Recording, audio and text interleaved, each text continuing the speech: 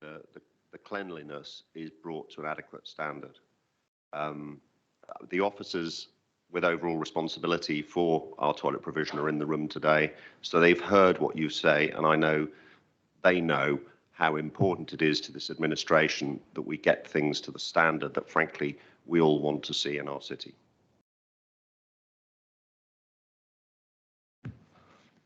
A slightly longer response to deputations than we would normally make, but as you can tell, it's something I have personal passion for. So I'm very grateful for you raising the issue and giving a chance to say how important it is that we get this sorted out in public. Item number 6 is minutes of the previous meeting. Are they agreed, colleagues? Thank you. Item number 7, leader and cabinet announcements.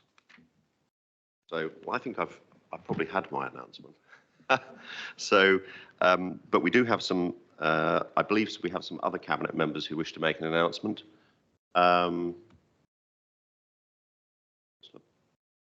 Becca, were you going to? I just wanted to wish the Asian members of our community a very happy Chinese New Year and celebrate Burns Night, which I think is tonight. Thank you very much indeed. Councillor Porter? Thank you. I just wanted to reassure and assure all council members that Winchester City Council is making a formal response to the County Council's Minerals and Waste Draft Reg 18 plan, and it will reflect, it's going in before the deadline, which is the 31st, and it will reflect the motion that was placed before Council last week. Thank you. Councillor Thompson. Thank you. Yes, this is more of a public service announcement, actually, for all those watching and listening. But if any residents are planning or group are planning a street party to celebrate the coronation of His Majesty Charles III, which takes place on Saturday, the 6th of May, you do need to apply pretty swiftly for a street closure order. Details are on our website at www.winchester.com, and if you scroll down to the news item on the front page of the website, click on that link and the information is there. But to guarantee that you will be able to have your street closed off, the closure date for applying is the 3rd of February. So that is only the end of next week. So it's a call really for residents and groups to have a think about that and get their application in promptly before that date. Thank you very much. Thank you very much indeed. Councillor Gordon-Smith, I know that you were going to make an announcement about the state of our toilets, but I think we may have preempted that discussion. But thank you for all the work that you've been doing with officers in terms of putting together the plan to bring them up to scratch. And I apologise for stealing your thunder on the issue. Not a problem. I think the only thing one might expand on is the, obviously we have constant short-term problems to be addressed. For example, the drains in Bishop's Waltham froze and were very quickly sorted out. So there's always a sort of constant distraction from longer term to shorter term. However, the Estates Department has developed from a condition survey by some building surveyors a programme of works and set a series of priorities. Priority 1 is to get the toilets into good condition. And the second is to improve them to modern standards. As Mr. Perkins pointed out, in the disabled loo, it's not set at the correct height it should be for modern legislation. There's other issues such as male hygiene pads and so on.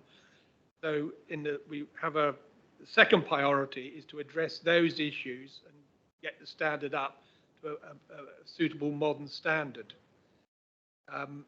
And consideration is being given to sorting out Middlebrook. We've also, the costings by the building surveyor have been done, so we know how much money it's going to take, or well, a rough figure, you know, it's construction costs are bouncing up all.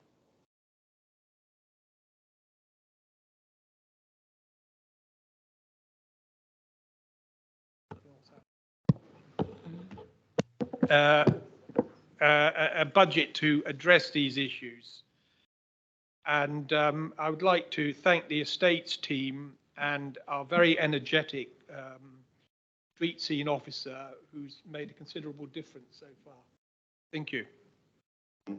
Thank you very much indeed. And I probably do at this point need to, since you've referenced it, make a minor declaration of interest, which is I'm actually, through my work on the National Coordinating Committee of the Boys Need Bins campaign, which is campaigning to recognise the fact that more and more men have problems with incontinence, particularly older men, and need access to pad bins in public toilets as well. And that is something that we are looking at.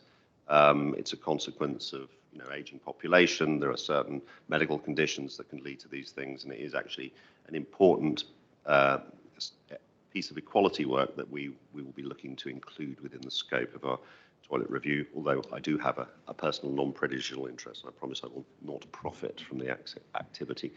I think that's all of our announcements. I would like to echo the comment made by Councillor Becker in terms of wishing a happy Chinese New Year to those residents of the district who celebrate or mark that. And also, of course, Burns Night. And a little known fact, I collect little known facts in wishing those who want to celebrate Burns Night, for whom Robert Burns is their favourite poet, is that Robert Burns's favourite poet was actually born in Upham and educated at Winchester College, Reverend Edward Young. So random facts about Robert Burns and Winchester. Come and talk to me afterwards. Anyway, sorry, on to the next item of business, which is the asset management plan. A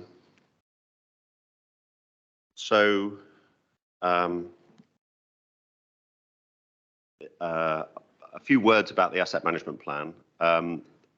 We have the assets of the council play a very important and wide-ranging role in terms of the council's work. They are, of course, an important source of revenue for the council, but we have assets that serve important community value, that support the voluntary sector. Many of the heritage assets in the city are owned by the city council. And in terms of our overall corporate priorities, the assets that we own, the buildings that we have, are absolutely fully integrated in the work that we're trying to do overall at the council, particularly in the work in tackling the climate emergency. So what we have in front of us today is a paper that I think reflects that broader role that assets have within the work of the council, perhaps more than we have done in the past. We've very explicitly linked it to the priorities of the council plan, recognising the importance of our assets to our financial position, but also all the other benefits and impacts that they have in the life of our city and district and in a community, and in terms of the ambitions that we have for change. So that's what we've sought to do in this asset management plan. The paper in front of you, I hope, is self-explanatory, and I know that we've all had a chance to read it in advance. think it would be helpful at this point, because I know Councillor Godfrey wants to make a deputation, if he could come forward and perhaps make his comments on what he thinks about the asset management plan. You going to? Okay. It's obviously got a Microsoft phone that isn't working properly. So, Councillor Godfrey, please come forward and make your comments. Worse than that is Chinese. Thank you very much, Leader. I'm very grateful personally for how you've supplied a nice warm hub for me to come to this morning. I'm not sure how you'll reach your zero carbon usage if you keep on using all this electricity, but yeah, personally, I welcome it.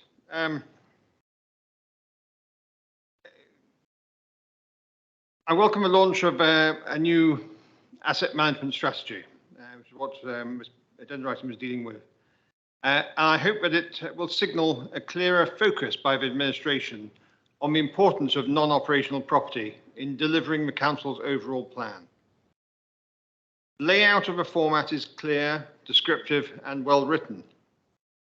I prefer to see clearer metrics in the strategy, such as specific targets for each objective, how many properties will be converted to being zero carbon, how much social value will be expected to be generated, and will the property assets be expected to continue to maintain nearly £3.9 million of contribution to the Council's finances. For more than a decade, I have been promoting the key role of our property assets, following on the introduction of the annual £300,000 asset reserve contribution introduced by the late Councillor Freddie Allgood 15 years ago. The amount of a contribution is now much smaller, even ignoring inflation, just £250,000 a year. And yet the assets are being expected to contribute more than just the rental income. In addition to the additional burden of a considerable refurbishment of our toilets that we heard about this morning, expecting the delivery of all elements listed in this strategy without proper funding makes this strategy a wish list rather than a strategy. I understand that these objectives will directly contribute to this administration's council plan. So a properly funded strategy is needed to make all those objectives possible. I also want to see the inclusion of clearer delivery objectives, clearer ownership, identification of dependencies and assumptions, and tangible priorities to allow the officers to develop action plans that can have any hope of delivering anything worthwhile. The quarterly report that will be presented to the performance panel should cover not only the governance elements listed in section 7 of the strategy, but also report on the progress to deliver the solutions in section 6, particularly in relation to the key assets. I also urge the administration to separate out the costs associated with the regeneration projects, such as Central Winchester and the River Park Leisure Centre, from the asset maintenance budget, so that the costs of developing these sites, including business rates, security and consultancy, is borne by the project and not by the assets budget. That way, all our valuable assets will have a better chance of being properly maintained, and projects will be more accurately show their true costs, including the cost of delay. Thank you.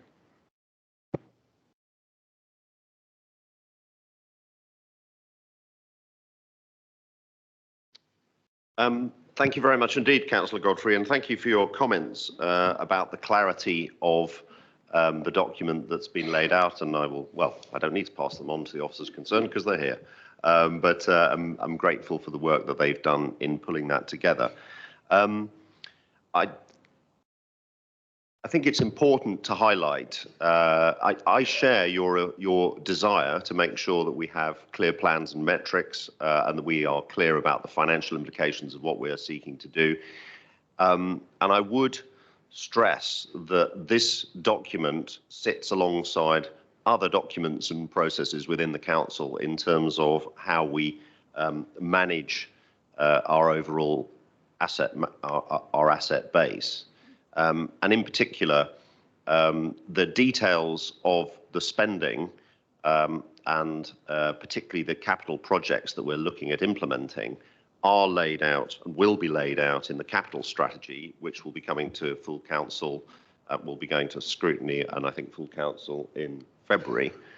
And I think your point as well, and it has been a topic of discussion. I know something it's something that Mr. Coe is very cognizant of, to say that we have the right reports and the right management information coming to as part of the quarterly review by a performance by the scrutiny committee is something that is important.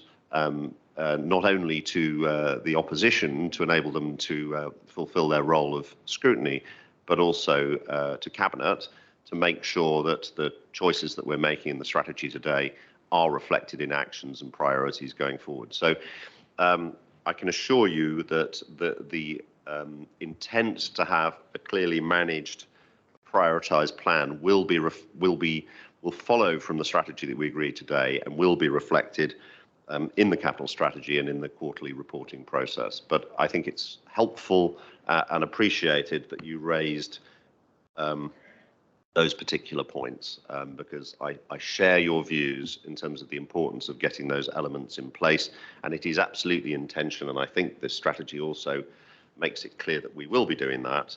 I think the strategy is clear, I hope.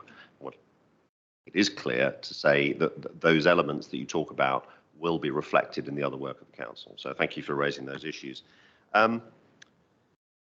Cabinet, do you have any questions that you would like to ask about this particular paper? Do you have any comments? Councillor Power. Thank you very much, Leader. Regarding Councillor Godfrey's, sorry, can you hear me? I'd be very interested to know how we can evaluate social value. I think we've struggled with that throughout all our projects, and I'd welcome some advice on that. I'm rather more concerned about the position that regen costs should be split out and not all loaded on as development costs.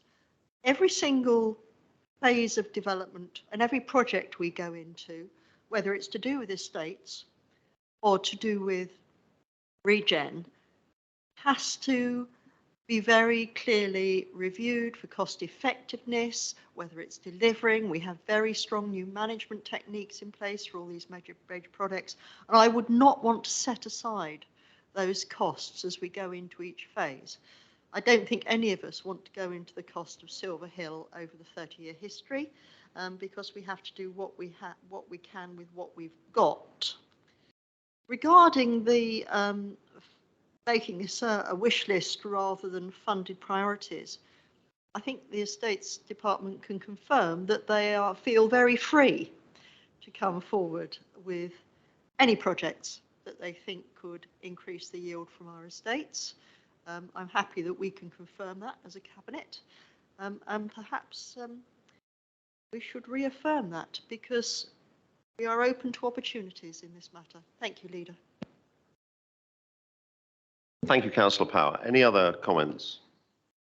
I mean, I think it's important to highlight when it comes to major redevelopment, at every stage of we have a very well-defined process for managing it. At every stage of the process, we do go through decision-making gates. We have the business case process, and that always outlines the costs of what's happening next, and the overall financial implication of every stage. The financial implications of every stage of our development process are very clearly laid out and discussed independently from our other costs. So I think we can provide reassurance on that. I think the point about measuring social value is well met. It is because of the diverse nature of it. It will often be about sort of specific outcomes that may change over time. But the metric question is an important one, and it is one where we are taking a balanced view. And one of the most obvious changes versus where we have been in the past is we will be taking a much more granular look at understanding the carbon performance and the energy performance of our different buildings and what actions we need to take to get to our net zero position. And that was actually a point was mentioned in passing by Councillor Godfrey about, you know, how will we get to a net zero position if we're using electricity to heat the room? And the answer is we're using zero carbon electricity.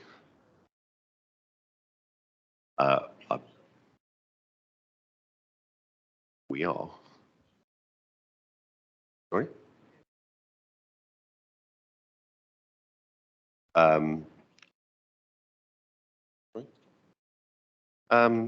Mr. Coe, I believe we do use zero carbon electricity. Can you provide clarification? We do. The green energy, so the energy company that provides it certifies that it's from a green.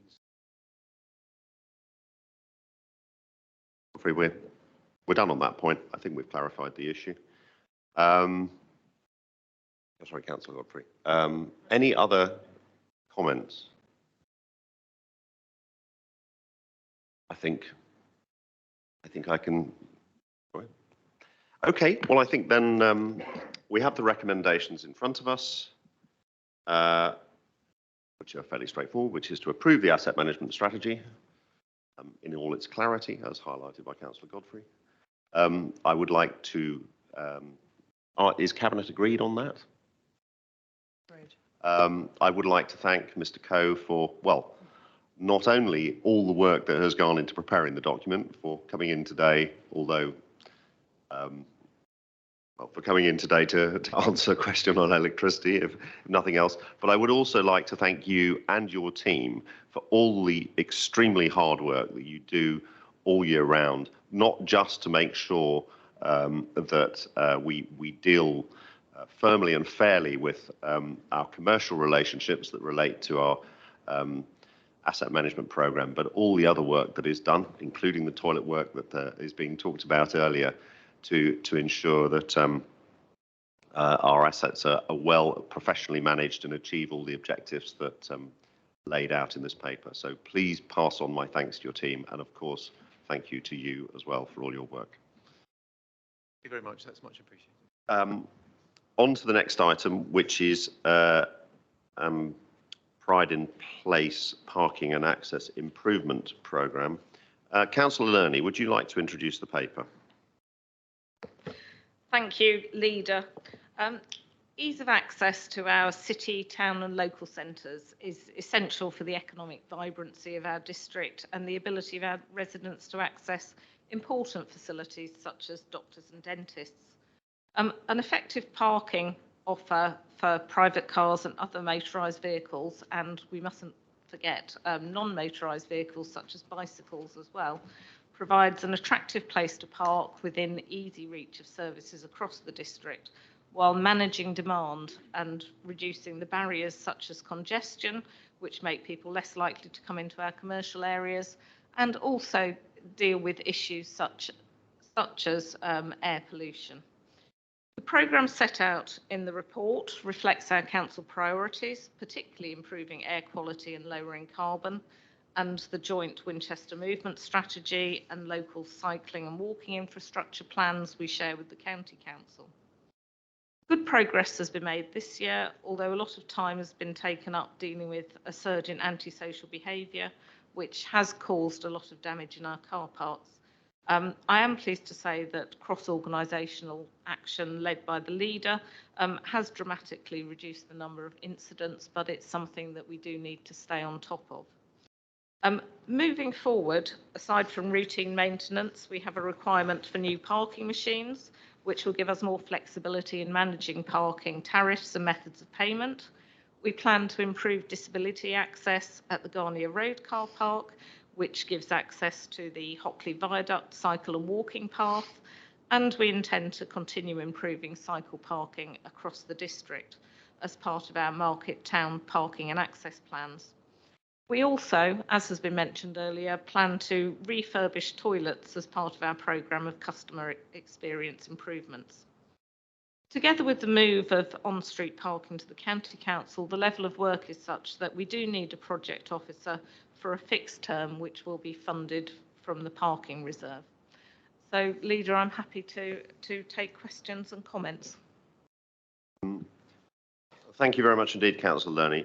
I do have a couple of deputations from councillors. I believe the first one I have listed is Councillor Wallace. Got his name in first, so he goes first. Councillor Wallace,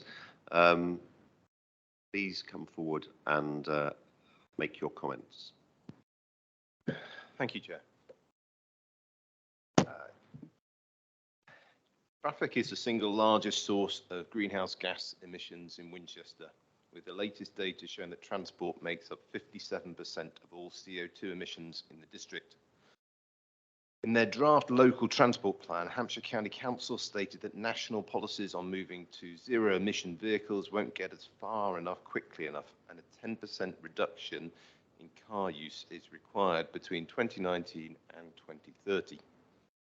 Achieving this goal requires a coordinated response across all aspects of local transport, walking, cycling, trains and buses, to ensure that residents have improved options available for getting around. Today, the Cabinet is being asked to approve £580,000 for parking and access improvements, of which £20,000, or less than 4%, is to support cycling provision, and the balance, £560,000, or 96%, is for car parking. So my question is, how do we start moving the focus onto improving alternative transport solutions? Thank you. Thank you very much indeed. And Councillor Bolton, if you would like to come forward and raise your issues or questions, and then I will go back to Councillor Lerney to address the points raised. Thank you, Leader, and good morning, everybody. The vast majority of the projects listed are driven by climate emergency and air quality, both related and hugely important. Because of this, the majority of projects tend to be city-based or oriented around the bigger towns in the district. There are many car parks out in the wider district at areas of outstanding natural beauty that provide access points for walking and cycling. Sadly, many are also crime and fly tipping hotspots.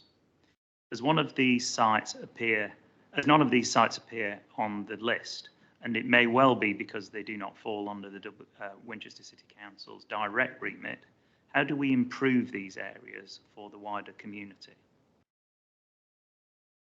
Also, I understand the car park at the Dean in Alresford has been on this list for a number of years. How will you ensure this project is finally delivered?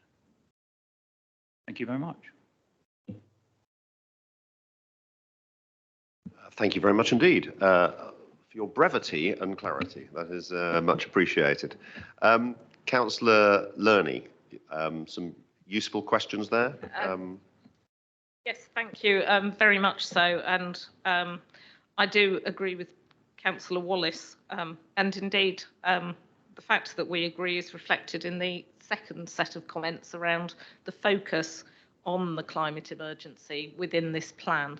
It may be a parking and access plan, and we do recognise that only a very small amount is around that parking and alternative transport piece. But that is something which we are looking at and are thinking about what we can do more of. In terms of car parks outside the city, we are keen not to be too city focused, and I think we'd appreciate knowing any particular car parks which are a problem throughout the district, and if necessary then we can look at identifying the owner if it isn't the City Council, or think about whether there is other action we can take. We are still looking to bring the Dean forward, but that is part of a wider development proposal, and I don't know if officers can add any more to where we are on that. I can add a little bit, yes. Sorry, Dita. Yeah, we're working with the developer. They are actively asking us lots of questions about car park management. They tell me a planning application is imminent in February, but we are in their hands. I can't guarantee that, but that's what they're working towards. And we're working alongside them to put an agreement, draft up an agreement in terms of transferring the land and the car park once it's constructed to the City Council. And we're bringing forward a report to Cabinet in March on those details.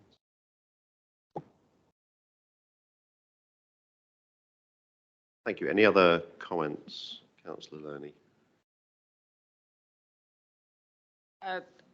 No, I mean, I think we accept that there is a city focus in the plans in front of us today, which partly reflects the volume of car parks that we own in the city, as opposed to the ones that we own throughout the wider district, many of which are owned by alternative providers. And I think that's about all I want to say. Thank you, Leader. Thank you very much indeed. Colleagues, do we have any questions from fellow Cabinet members? Councillor Porter. Yes, I wonder if Councillor Lurney could explain how this supports improved bike security in the district, please. Thank you. We do have funding within this plan for bike parking, although it's not necessarily very specific within it, as opposed to specific projects for car parks. We are working hard on rolling out parking throughout the district, and we are in particular looking at more secure forms of bike parking. One of the things that we're very keen to pursue is bike hangers, which provide lockable bike storage on street for people who don't have access to appropriate storage within their own curtilages. Although this is quite a complex project because it does require people to essentially sign up to a service. It's not just something that we can put on the street and let people use, because that defeats the security object of it. But as I said, that is something that we're pursuing. We recognise there's a very high level of bike crime within the district, and that is a barrier to cycling. Thank you. Councillor Ferguson. Thank you, Leader. I noticed in the strategy we have allocated some funding to bus access enhancement, and I'm really pleased to see that within the strategy, given that many of our residents actually are reliant on the buses to get around. Walking, cycling is well enough if you're fit and able to do it, but many, particularly of our older residents, aren't. There is 10,000 in the budget for that. That seems like a very small amount, but I just wondered if you could say a little bit more about what we're hoping to get for that 10,000 and whether you anticipate that we may need to look at this issue a bit further. Thank you. One of our experiences with subsidising buses through the town forum has been that actually a relatively small amount of money can actually pump prime a much wider improvement in services.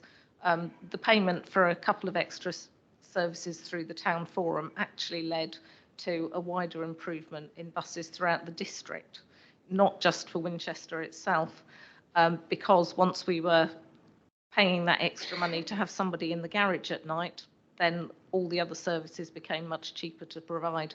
So we are looking ideally for those kind of synergies in bus services. We have been discussing this with county and the bus companies, but so far we haven't identified, if you like, the right opportunity, but it is something that we're really keen to pursue. And it is something that we may need to think about doing more of in future. I came in on the bus this morning and it was absolutely packed with people coming into town, and it is a really important method of transport for so many people, not just in Winchester itself, but throughout the district. Thank you. Councillor Power. Thank you, Leader. The point was made about informal car parking throughout the district being a target for fly tippers and indeed other crimes such as car theft. We are looking at upgrades to our CCTV system, and I think we are, as part of that, looking at remotely deployable CCTV to improve detection and prosecution. I wonder if we could have a brief update on that, Leader. I think that might be one where Mr. Williams is in a good position to provide insight, since I think you lead our work on tackling fly tipping, and maybe just provide an update on where we are on that. Thank you, Councillor Todd. Yes, so we are addressing fly tipping. So we did appoint a new fly tipping officer in the summer, who's an ex-policeman who is making an impact. And fly tipping numbers have come down since he was appointed. But we want to move that further. So you're right, we have actually now got some funding for some mobile fly tip or mobile CCTV cameras. And actually have been in some discussions with some of the market towns about where they might go and how we might. And that's supported by an investment we've made this year of £150,000, redoing the back office system that's now able to take those sorts. So making some progress, keen to make some more. Thank you very much. Count Becker. Thank you.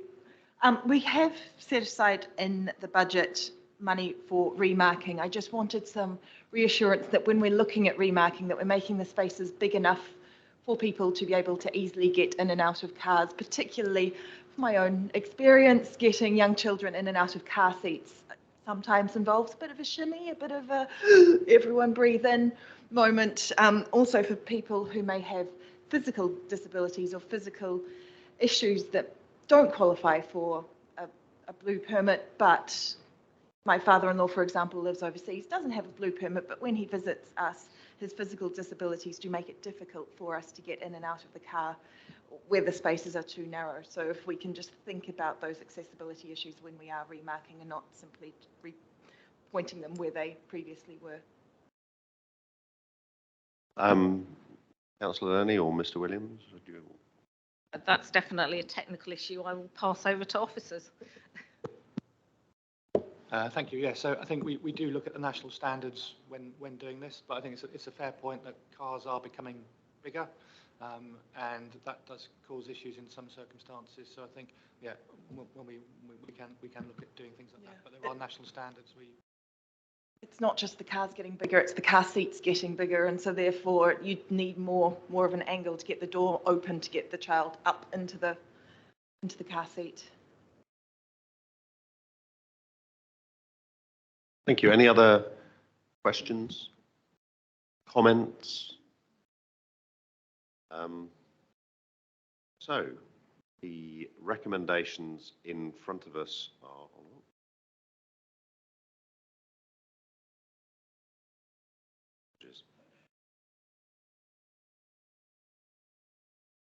So here we go.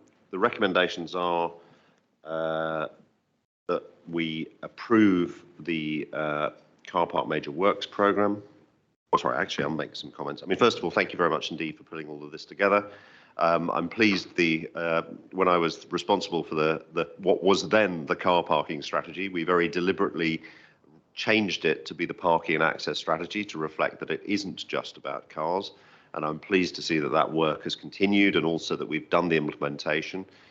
And I think it's important also that the way that we're looking to use our car parks right across the district to improve how they work, but also, for example, discussions going on places to use some of the parts of them for bin stores, to improve cycle parking, and those conversations about parking sit alongside the council's commitment to the district local cycling walking infrastructure plan, so that when Hampshire has put in all the measures to ensure people can cycle about more safely, they actually have somewhere safe and secure to park their bike when they arrive there at their destination. So it is good that we are using our assets to support this wider objective of enabling the modal shift that we all want to see. So very grateful to you, Councillor Lerney, and to Mr. Hickman, Mr. Williams, for all the work that's been done to put this strategy together.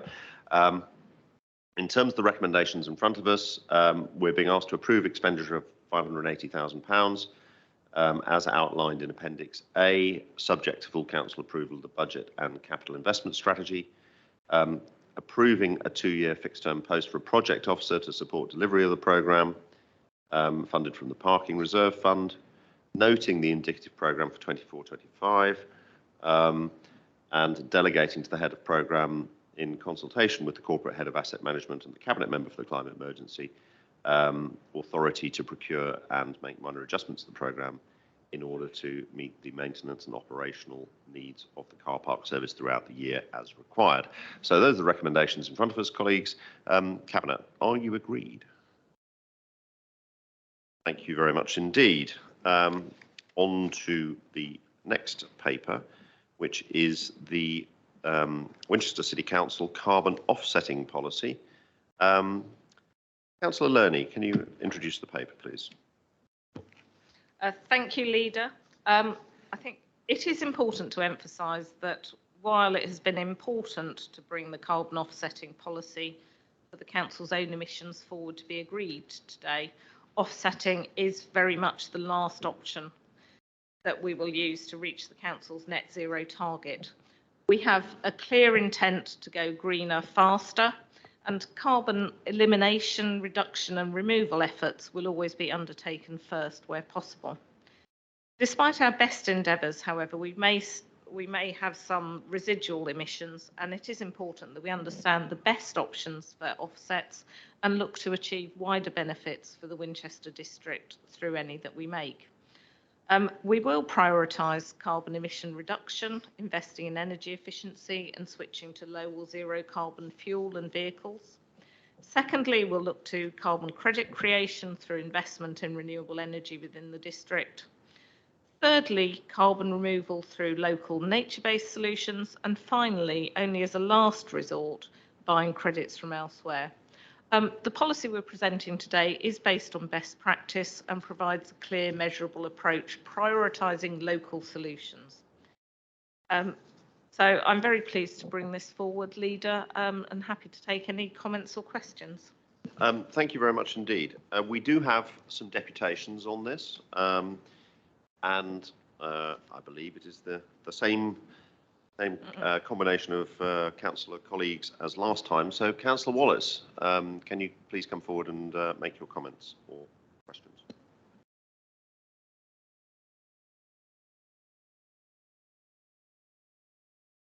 Thank you, Chair. My understanding is that Winchester Council set itself the goal of achieving net zero emissions across the council activities for two reasons. Firstly, because it's the right thing to do in the current climate emergency. Secondly, to act as a role model for others to follow. Following this approach, the Council has made significant reductions in its carbon emissions and has actions in place to reduce further. However, I do have reservations over whether the Council should be using budget to offset the remaining portion of its emissions, as the budget is likely to have more impact on overall carbon emissions in the districts if it's used elsewhere. As you're aware, there are challenges with carbon offsetting. For offsetting to work, every project would need to be additional and be permanent. Genuine nature conservation measures, like more of the right trees in the right place, restoration of damaged peatlands, establishment of seagrass meadows, are important for mitigating climate change. These solutions risk being temporary, because they are all susceptible to damage from habitat destruction and from the changing climate. For example, research shows European trees have become less resilient to pests in recent decades, and especially since 2000. In addition, the outbreak of pests has increased. Restored peatlands are less susceptible to burning than degraded ones, but they remain at risk in an increasingly warming world. In the UK, we've seen peatland fires during heat waves.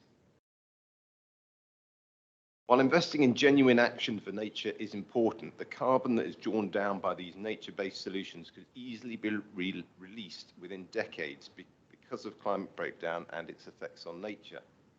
Yet the carbon emissions these projects are meant to offset will remain in the atmosphere for many centuries. Not only that, but research has shown that the promise of carbon offset schemes can actually deter or delay actions to reduce our emissions. Offsetting can be used as an excuse to carry on business as usual, or as a cheaper alternative to mitigation, and thus deters innovation. We need to cut our emissions by as much as we can, as fast as we can. To do that, we need to invest in projects that make the biggest impact on our carbon emissions. District Carbon Roadmap that was presented at the Health and Environment Committee last month identified a raft of interventions that are needed to drive down carbon emissions in our district. Interventions ranged from installation of more energy efficiency measures in homes to installing more electric vehicle charging points. Implementing the report's recommendations will make a much bigger impact on the overall carbon in the district than offsetting the council's remaining carbon emissions. Therefore, I would urge the council to park offsetting for the time being and instead focus the council's limited resources on wider district-wide interventions. Thank you. Thank you very much indeed, Councillor Wallace. Councillor Bolton, would you like to come forward and make your deputation?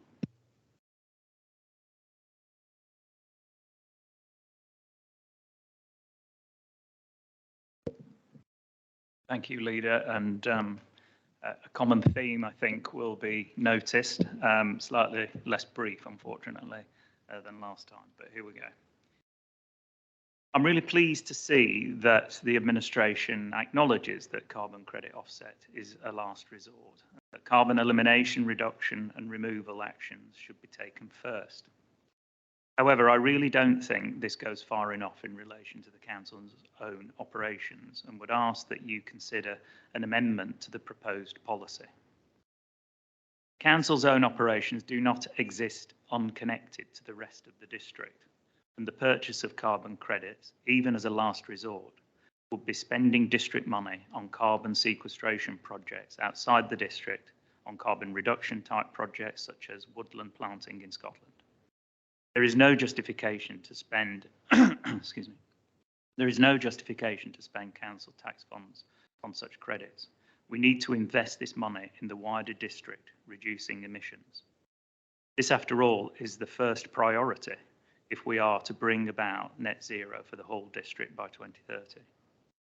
Would the administration consider, rather than the purchase of offset carbon credits, that the financial equivalent is added to a special fund to be spent on residential improvements in the district to reduce carbon emissions further?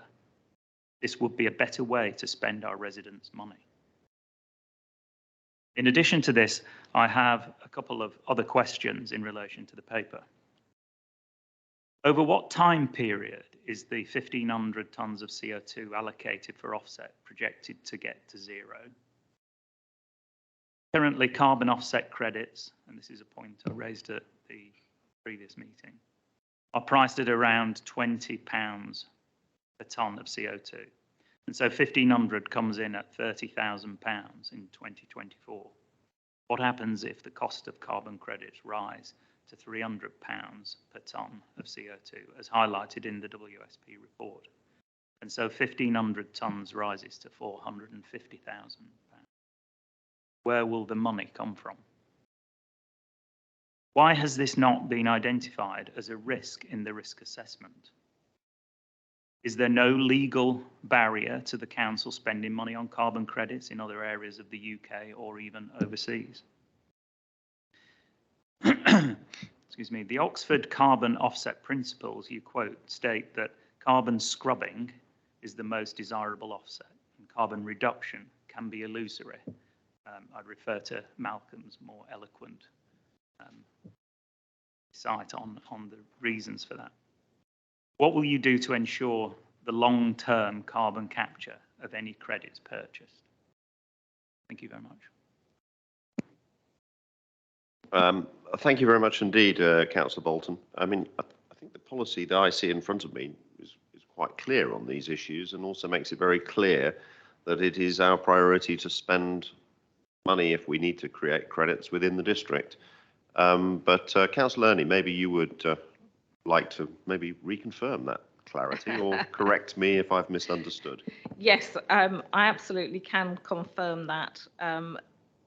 Clearly, the priorities are set within the policy and prioritise spending within the district before any spending would occur outside.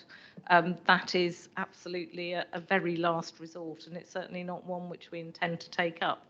But And I think it's also important to say that even if we are offsetting in 2020 at the end of 2024, it is our intention that that should disappear over time, and that it should, in the long run, not be necessary for us to offset.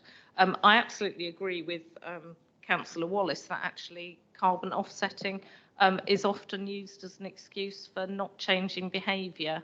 And, you know, we all hear about stars who jet around the world and say, well, it's fine because I've planted a few trees here and there. Well, it isn't fine. You know, we do need to change behaviour. As a council, we do need to act as that role model. I think one of the things about offsetting, however, is that we will be looking, for example, for opportunities for nature-based solutions in terms of reducing carbon. Those are in themselves a good thing, particularly when we're thinking about the threats to biodiversity across the district. And other council policy drivers.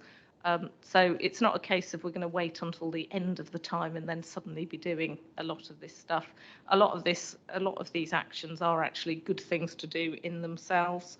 Our staff ecologists and arboriculturalists are very well aware of the threat to the biodiversity across our district, and are very well aware of the need for resilient solutions which will stay around in the long term, and not just be temporary and disappear. You know, I mean, again, even trees, they do burn, as people in California now know far too well. And we are seeing increasing forest fires, for example, in this country. But there are things we can do to mitigate and make that much less likely.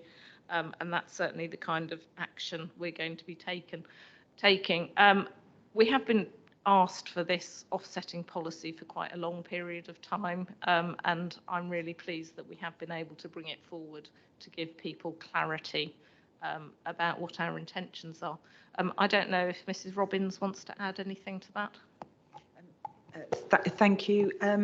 I would just add that I think one of the points in here is that we want to build this policy into the carbon neutrality action plan so that it isn't seen as a separate activity, and it really builds and embeds with our whole approach to the climate emergency and carbon reduction. That was all I'd add. Thank you very much indeed. And I think it's also useful for those of you looking at the document. A lot of the points that have been raised, I think, are very clearly addressed in sections 11.18 through to 11.21, which lays out extremely clearly our priority in terms of reduction, carbon credit creation within the district, carbon removal, and making it clear that buying carbon credits is absolutely, as it says, the last option. I think the paper provides the clarity that perhaps a cursory reading might not have indicated. Do we have any other comments or questions from Cabinet? Questions, actually, colleagues. Councillor Porter. Thank you. As we are becoming increasingly aware, not just of the percentage of transport contribution towards our CO2 emissions, but it's even bigger, I think, than we originally first thought. And as we manage to manage everything else, this becomes a bigger percentage, and so it will increase over time. This council hasn't traditionally supported bus services and the funding of bus services because it's the county council's function. But except for the night bus, which, as you said earlier, made a significant difference to the services for other places.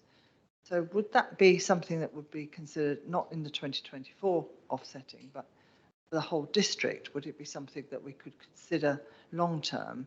But of course, it has to be a full bus, so the calculation isn't quite as simple as it sounds. But has any work been done on that? Clearly, a strand of the carbon neutrality action plan is around that transport piece, and public transport does play a really strong part in that behaviour change and giving people the ability to stop using a private car at all, ideally. rather than in this offsetting policy, I think it does belong firmly in the carbon neutrality action plan. It's also an important part of the Winchester movement strategy, but it is an approach that we want to roll out across the district rather than keeping that just Winchester focus. We know that it's not just around carbon reduction, but bus services provide a really important social service across the district in providing people access to services, referencing the earlier paper. Buses are something that we're looking at, and actually the Winchester movement strategy is giving us a much stronger link to the county council, where, as you say, it is their responsibility, and giving us more leverage, if you like, there. The other leverage we have around buses is, of course, that we do run a park and ride service, which also actually provides additional bus services throughout the city, which are used by many people. And that is another area where we can change the kinds of buses that we have running through our streets and move to those zero carbon options. And that's certainly something we'll be looking to do when we re-let that contract.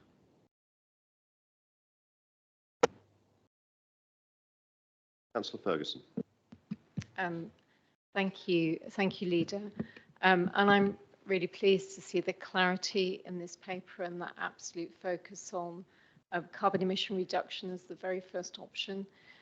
I just wondered if I could ask a little bit more about our second preferred option, which is to look at investing in a local solar farm, energy generation project.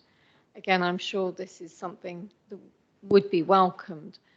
My question is, in terms of our own target of 2024, how do we see this sort of investigation of this potential panning out, and how long is it likely to take? I know that's as how long is a piece of string, however, but that 2024 deadline is looming. Thank you. We are actively looking at options as we speak, and if opportunities come up, then clearly that's something we're going to be looking at as well. It's certainly something that ideally we'd like to do before that 2024 fast looming deadline, if you like. But as you say, it is a case of how long is a piece of string. There are issues such as network capacity and a lot of those issues, which anybody who's been involved with a local solar farm will understand, does take time. Councillor Thompson. Thank you, Leader. Councillor Ferguson has asked the very same question that I was going to raise, which was around the provision of a solar farm. And I just, to me, generating our own electricity that way doesn't seem right that it sits in the offsetting policy. So I just wondered whether we could have a bit of clarification on that. I think it's important to recognise that, as Mrs. Robbins said, the offsetting policy does actually fit within the wider carbon neutrality action plan, and local generation was recommended within the carbon roadmap, and will form part of the updated carbon neutrality action plan we plan to bring forward later in the year.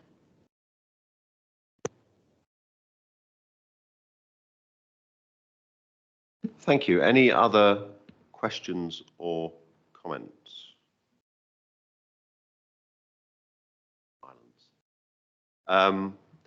So, colleagues, we have the recommendations in front of us. I need to make a slight change. I've been advised by the monitoring officer that in the second recommendation, we should change the word supports to approves. So currently,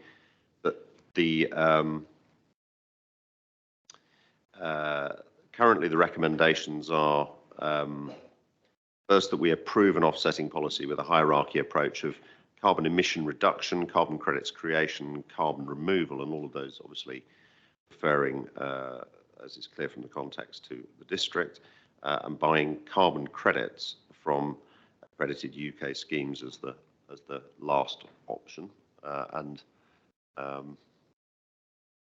carbon credits from non-UK schemes not being listed as an option, just in case there's any lack of clarity about that. So that I think is that recommendation is clear. And then the second one, tying into the point was made by Mrs. Robbins and Councillor Lerney, which is approving the inclusion of the offsetting policy in the annual carbon neutrality action plan for 2023. Cabinet, are we agreed? Thank you very much indeed. The next item on the agenda is the Ukrainian Resettlement and Integration Programme. Councillor Ferguson, could you please introduce the paper? Thank you, Leader. Since February last year, when the devastating war in Ukraine started, we've welcomed over 450 Ukrainian guests to the Winchester district. This is almost the highest number in Hampshire. It oscillates between us and Tess Valley, who has the highest number. They have initially settled right across the district over the course of the last year. And although many had hoped to return to Ukraine quickly, unfortunately, that hasn't been the case. And therefore, they are now looking to settle more fully here with us for some time. We are very thankful to all those hosts who've invited those Ukrainian guests into their homes under the government's Home for Ukraine scheme initially, and for the very warm welcome that they have given, and also the wider community has given to this group of guests. The Council has been very proactive from the start in ensuring that our guests are able to access the support and advice they need. And the regular support hubs at the Guildhall and the outreach hubs across the district were at the forefront of this, as was the establishment of the dedicated officer teams in strategic housing and community who've worked very effectively together and with other partners across the district to support our Ukrainian guests, such as the City of Sanctuary. This paper today sets out how Winchester City Council, as the local authority, allocated the original funds that we were given. We were allocated under the Homes for Ukraine scheme to help us in supporting our hosts and our guests as they arrived in the district, and indeed to focus on reducing that risk of homelessness. The paper today reiterates how those initial funds were allocated, and it also shows how much progress we have made. It also sets out proposals of how we propose to use new additional government funding to support our Ukrainian guests as they shift from living with hosts to finding their own longer-term, more sustainable accommodation over the coming 2 to 3 years, and how we will work with them to develop plans and a set of effective actions and interventions that will allow them to integrate and settle into the community. We hope by doing this, we can help them to alleviate and remove any barriers that may be there to prevent them doing this effectively. Thank you, Leader. Thank you very much indeed. I have a deputation listed from Councillor Horrell. So, Councillor Horrell, if you'd like to come forward and make your comments.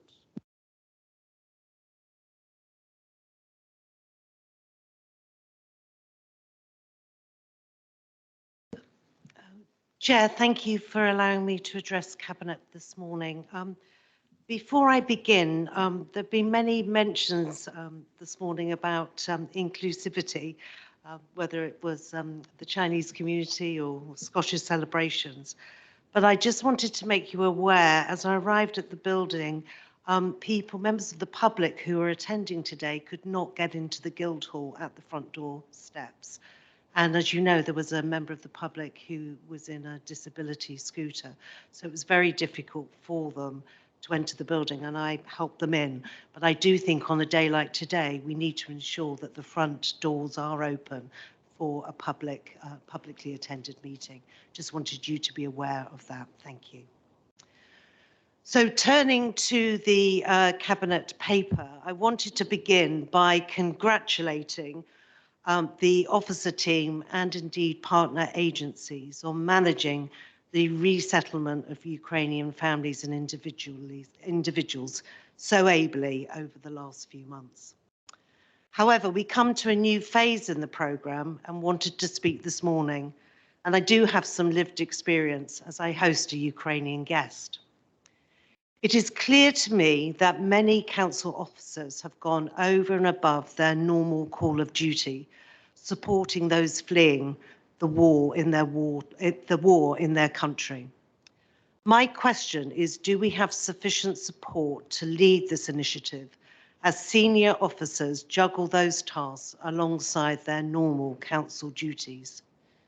Would it be appropriate to acknowledge this additional workload and add additional resource at this level in the council staffing?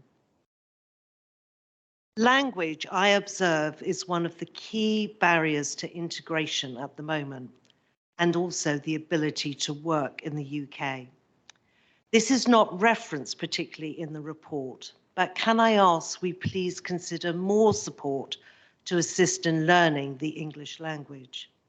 Although courses do exist and many do attend, it is clear more needs to be done to help those in this situation and also to develop those broader language skills so that true integration is possible. Can I ask that if you choose to delegate responsibility for the budget this morning, there is a mechanism for ongoing visibility of the budget and how needs evolve, as surely they will. Maybe at Cabinet Housing or elsewhere as you prefer. I've not seen the visibility of the City of Sanctuary discussions referenced in 6.2, and alongside other councillors would welcome the opportunity to see that discussion and participate as it moves forward. Finally, Chair, there are many groups in need in our community at this time, and particularly at Christmas, some of us heard a negative comment about the additional funds given to Ukrainian guests. It is therefore essential that careful consideration is given to the communication involving the Ukrainian community so that all residents understand the work that's been undertaken and the rationale behind it and the support for everyone that we're giving as a council. Thank you. Thank you very much indeed, Councillor Horrell. Your point about the importance of the Guildhall being accessible is well made. I will follow up with the Chief Executive and we will ensure that happens. There is obviously a bit of complexity at the moment because, as you know, a film company is here, but it's still absolutely essential that all members of the community are able to access these meetings.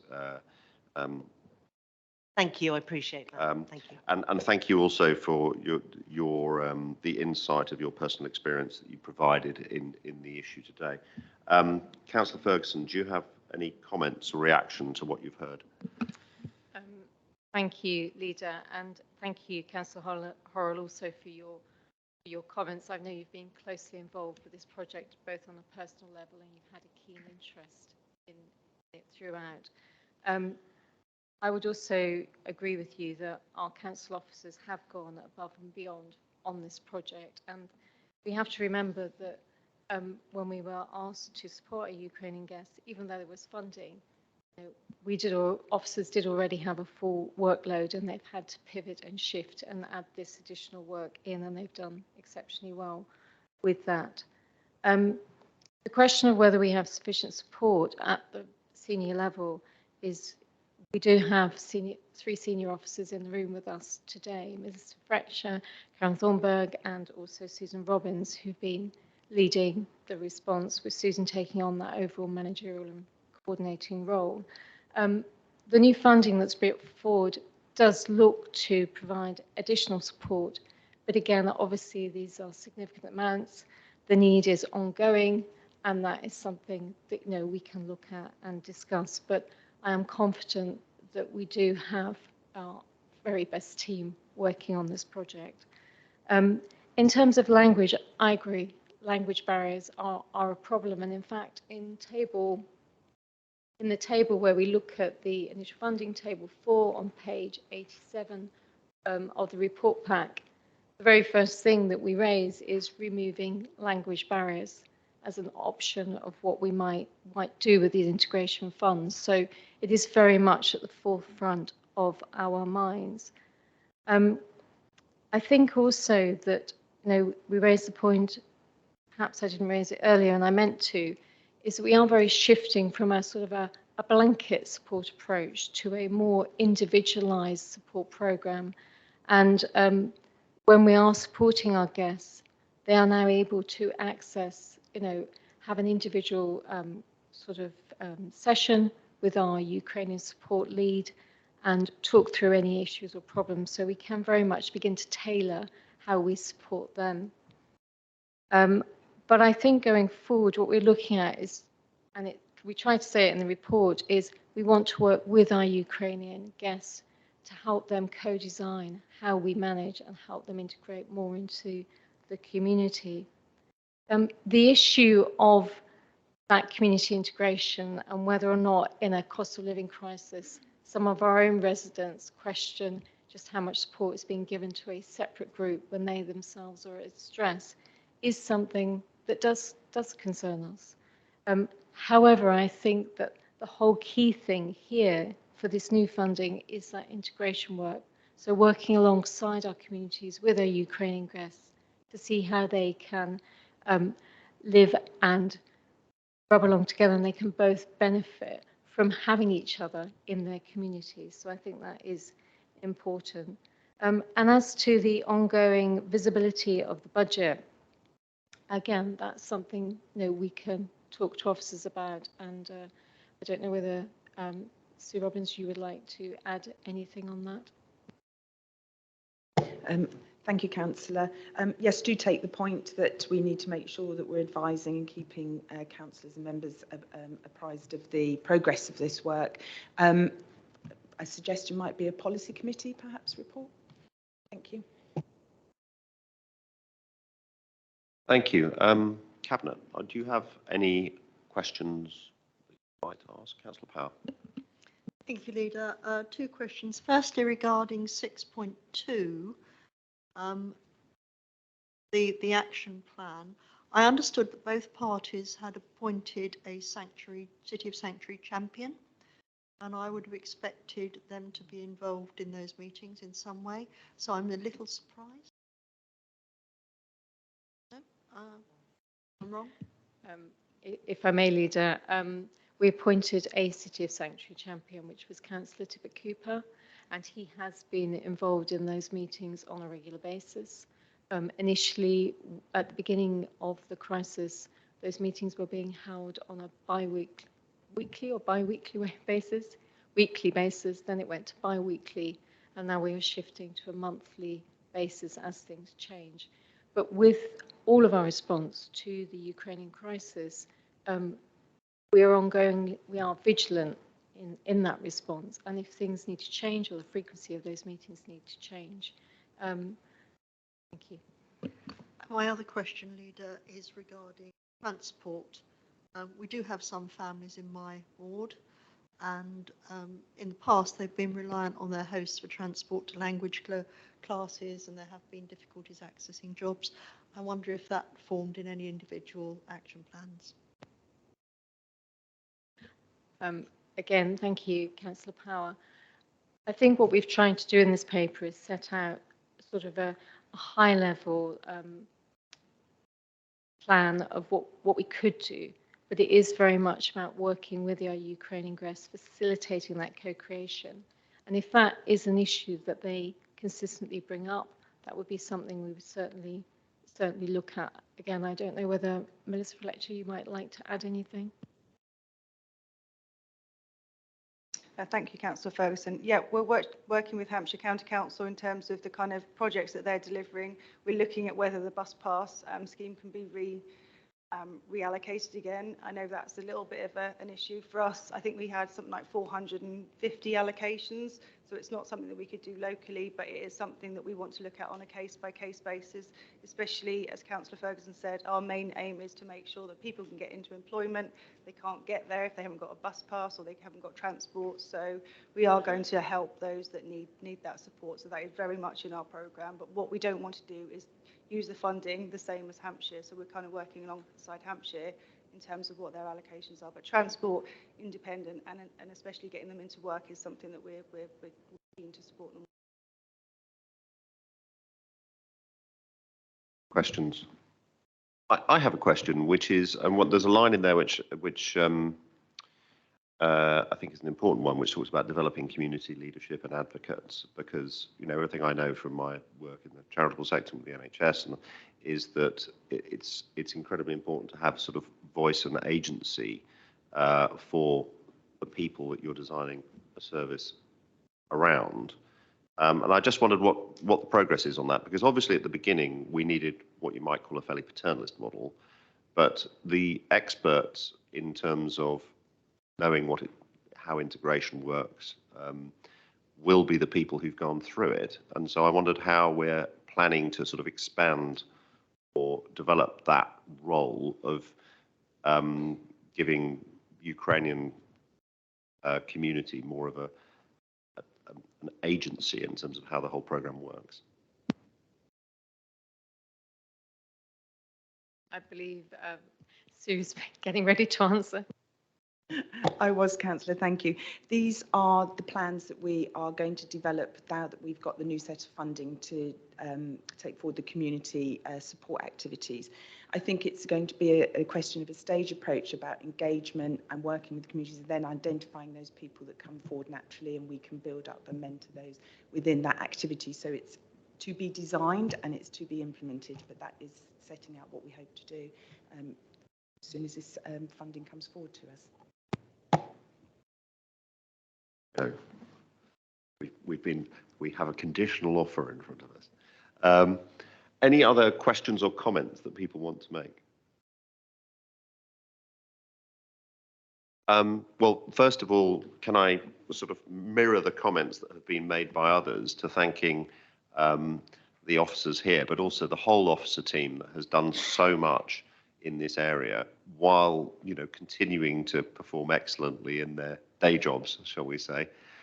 So it is greatly appreciated, the personal commitment that so many people have made, which, as is so often the case in local government, demonstrates a level of sort of personal passion for the work and commitment to making a real difference in the community that I don't think is always acknowledged or recognised enough. So we're very grateful, both to the people who are here today, but please pass on those thanks to your colleagues for all the work that they've done as well, because it is greatly appreciated, and it's just an example of the great work that so often goes on in this council that doesn't always get the recognition that it deserves. So please do thank people.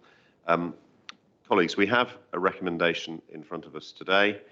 The specific proposals are to approve the Homes for Ukraine Move On Accommodation and Community Integration Spending Plan in Table 4 and delegate authority to the Service Lead Communities and Wellbeing and Service Lead for Strategic Housing in consultation with the Cabinet Member for Community and Housing to amend the 23 to 25 spending plan as needed and the requirements of the Homes for Ukraine scheme change. Cabinet, are we agreed? Thank you very much indeed. The next item on the agenda is the forward plan, where we are asked to note the forthcoming items. Are we all happy to note those? Good, thank you very much indeed. And I believe that brings us to the end of the agenda. Can I thank the councillors and members of the public who made deputations? Can I thank Cabinet colleagues for their comments during the meeting? Can I thank the officers for the work that went into preparing the papers and responding to our questions here today? It's all very much appreciated. Thank you very much indeed. I declare the meeting closed.